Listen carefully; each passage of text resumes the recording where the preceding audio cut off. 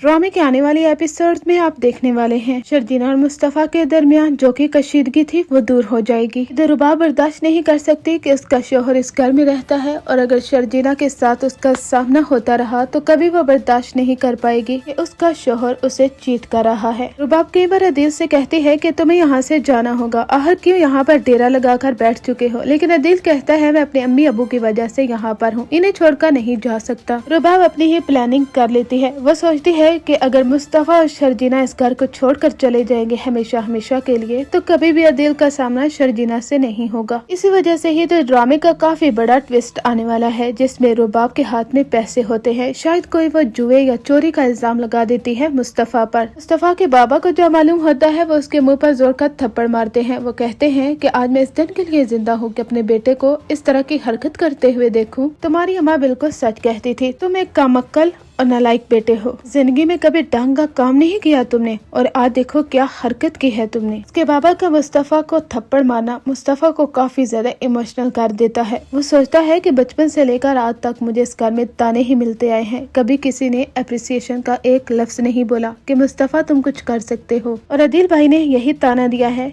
कि इतनी सी जॉब में ये तनहा कैसे गुजारा करोगे, कैसे अपनी बीवी को लेकर सारी जिंदगी खुशियां दे सकोगे। मुस्तफा कमरे में आ जाता है। वह शर्जीना से कहता है कि मैंने फैसला कर लिया है। शर्जीना कहती है कि कैसा फैसला। मुस्तफा कहता है कि मैं ये घर छोड़कर जा रहा हूँ। शर्जीना उसे कहती है कि ऐसा नहीं करोगे तुम। वो उसे कहता है कि अब भी तुम ये कह रही हो कि मैं ऐसा नहीं करूँ, क्या तुमने देखा नहीं है जिस दिन से तुम इस घर में आई हो अब तो तुम्हें यकीन हो जाना चाहिए कि कितनी इंसल्ट होती है मेरी, यहाँ तक कि तुम्हें भी बातें सुनने को मिलती हैं। मेरा इस घर से जाना ही बेहतर है शर्जीना। शर्जीना बहुत रोकने की कोशिश करती है लेकिन मुस्तफा अपना बैग पैक करके जाने लगता है तो शर्जीना कहती है मैं भी तुम्हारे साथ जाऊंगी। मुस्तफा कहता है कि तुम मेरे साथ कैसे जा सकती हो, मैं रोडों पर धक्के खाऊंगा तो क्या तुम भी मेरे साथ धक्के खाओगी। शर्जीना कहती है कि हाँ मैं भी तुम्हारे साथ रोडों पर धक्के खाने के लिए तैयार हूँ, लेकिन जाऊंगी मैं तुम्हारे साथ ही। जानते हो मुस्तफा जब मुश्किल वक्त था मुझ पर तो तुमने मेरी कितनी मदद की थी, अब भी मैं तुम्हारी मदद करना चाहती हूँ। तुम मेरे शोहर हो और ये तुम जानते हो कि जब मैं तुम्हारे साथ होती हूँ तब ही मुझे खुशी मिलती है। तुम नहायत काबिल हो, हमेशा अपने लिए नेगेटिव बातें मत बोला करो,